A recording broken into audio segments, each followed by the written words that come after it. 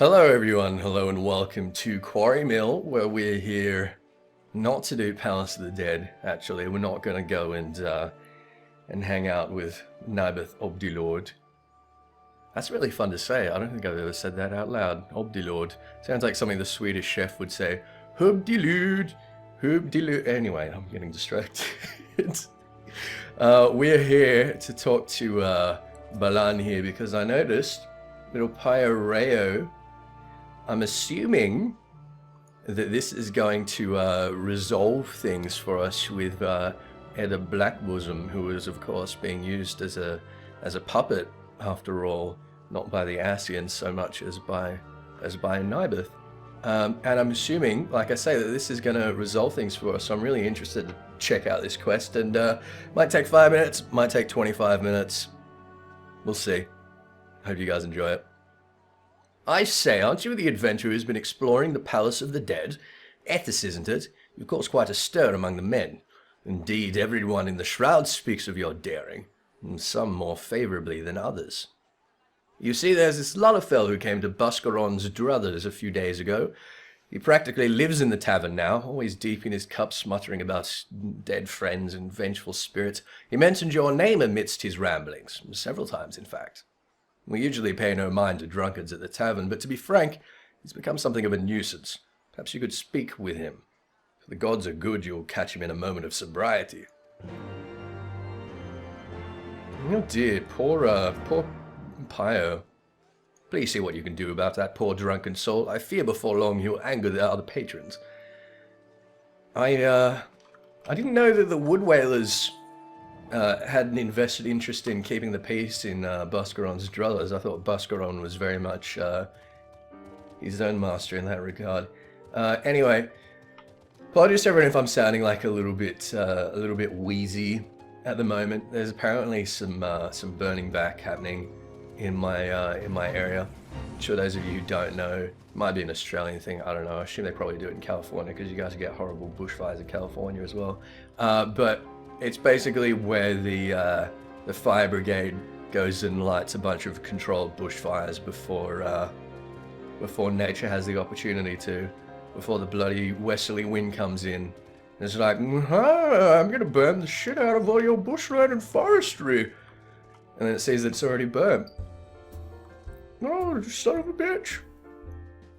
Wow, he's been going pretty hard for a luller. Holy shit. Alright, Pyre, talk to me, buddy.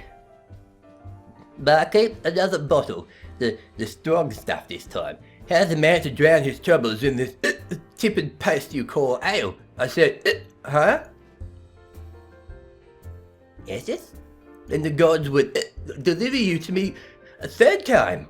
If anyone can help me, surely it's you. After our ordeal in the Tamtar Decroft, I tried to return home, but it's no use. Try as I might, I can't stop thinking about her, about Edda. Wow, that was years ago, Earth time. Canonically, that must have been months ago already, Pyre. You're a fucking mess. And so I told him. You thought her? When? Where? It's kind of hard to explain, but she was in the deep crop. She had an eye patch and a big scythe, and it was pretty intense. This is her engagement ring. I recognize the design anywhere. Well, I'm not gonna ask. Yeah, she would always keep this with her in her breast pocket for fear we'd get dirty on our outings. Strange that it would find its way to you, back to this place. I realize this is sudden, but would you accompany me to the bridge just outside? I'd like you to help me with something.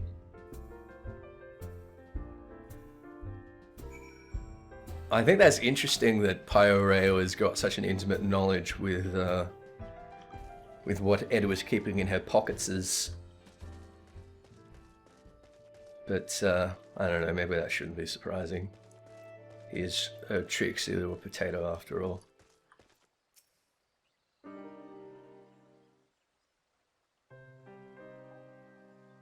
Thank you for coming. God, he really sobered up fast, didn't he? I thought my heart would burst through my chest when I laid eyes on that ring. Would that I could forget the horrors of that damnable crypt. Seems the best I can do is drown them in ale. Perhaps it's a punishment for the way we treated her. Every night when I close my eyes I can still see them. Edda with her ghastly grim, and that abomination she dared to call Avere. The dream is always the same. We wish to return home, they tell me. I fear if I don't grant them this request, they will haunt me till my dying day. My first thought was to hold a small remembrance service of sorts to honor them, and I asked myself, what good would that do without bodies or even a keepsake? Then I remembered their engagement rings, a symbol of their innocence and purity of a time before this calamity befell them. With those in hand, I could do my part to put their souls to rest. Of course, that would have meant returning to that awful place to seek out and retrieve the ring from her. I cursed myself for running away the last time we met. If I had stayed with you at my side, perhaps I could have found the courage to try. Yet fate has conspired to bring you here, and with Edda's ring. Now we need only find Avere's to complete the set.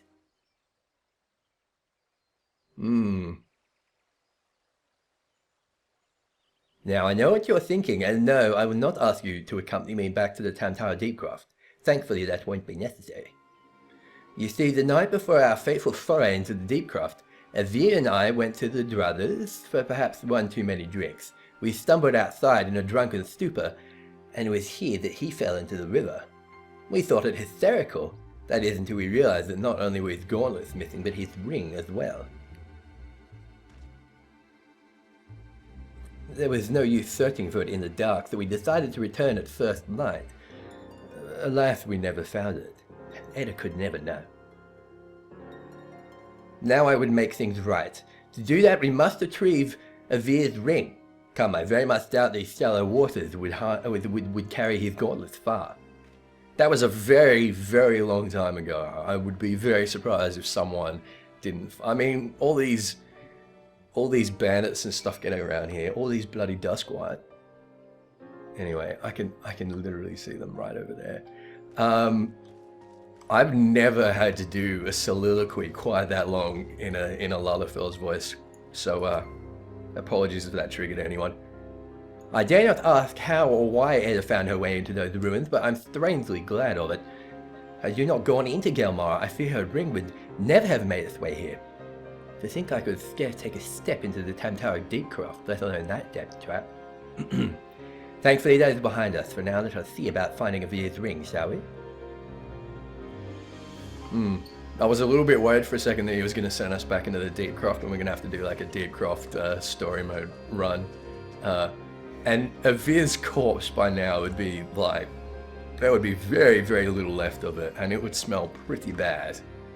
But that is really interesting, isn't it? That we do actually have a confirmation there that their engagement wasn't a figment of Edda's imagination, because that's what we previously suspected with the way that Avere sort of treated her, that she was just kind of a creeper, and you know, the engagement was all in her head. But there you go. A cursory shake dislodges a dull ring from within.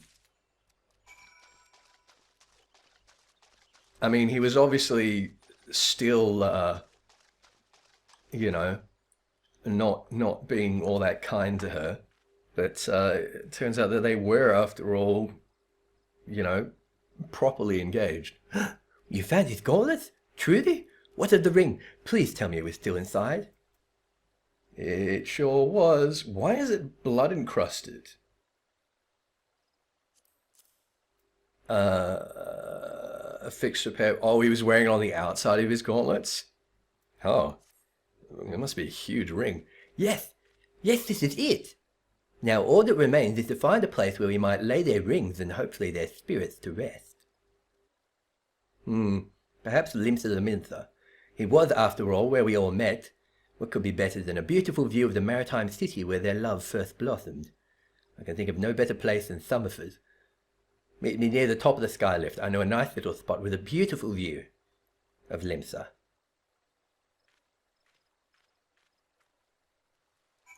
Alright, well, let's do that.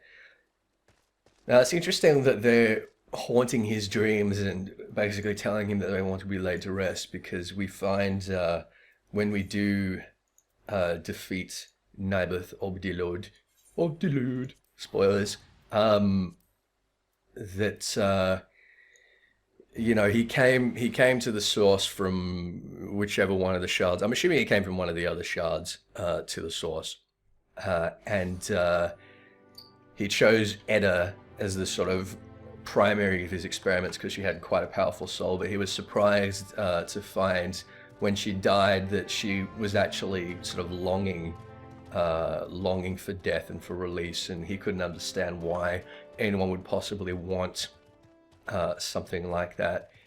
And this obviously ties in with that, is that obviously Edda's essence, before it became twisted by Naibeth, was aware that Avere had died and was very much wanting to, you know, to pass on to be with him in the live stream, which is very sad. Very, very sad. Doubly so now that we realize that she wasn't mad, and that they were quite legitimately engaged, and that he was just that type of fellow, I suppose, just the aloof and slightly cruel type. Anyway, Midgard's niece worker had to get his fat ass down onto the skylift here. Alright, after a good several minutes of wandering around the skylift lost like a muppet, here we are.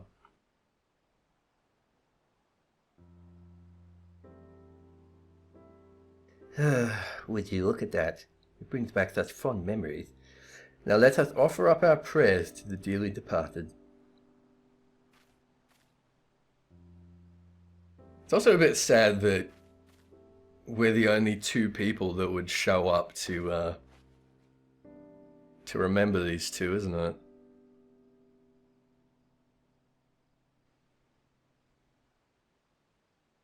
Even in death they suffered together, down there in the dark.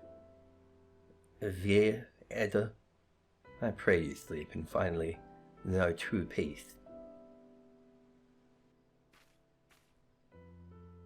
And with that, I believe we're finished here. Already I can feel a great weight has been lifted from my mind. Perhaps I may even enjoy a good night's rest. Words cannot express my gratitude, Ethys. You've seen me through much, and shown me what it means to be an adventurer. Our party lacked unity, and paid dearly for it. No one should suffer as they did, and I will do all I can to see other would-be heroes do not succumb to such a fate.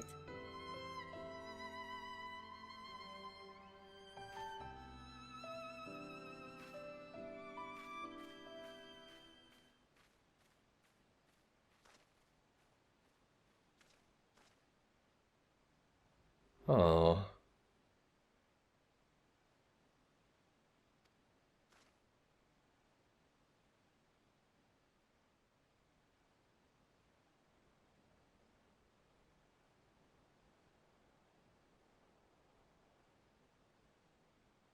Oh, that hit me. That hit me right in the feels, you guys. That was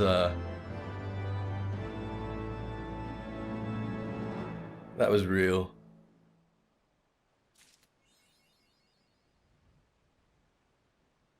That was real. That was really nice. Okay. Well, I'm gonna head back to Quarrymill and see if there was some continuation for that, because it had one of those, you know, those little icons where it implies that it's unlocking something else. So we're gonna have a quick look, but I suspect that that's resolved now. That feels like it's.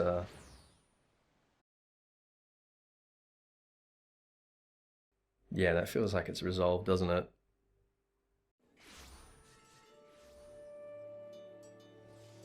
Nope. Nope, I suppose that's it. Wonder if Balan's got anything to say about it. No? Okay. Okay.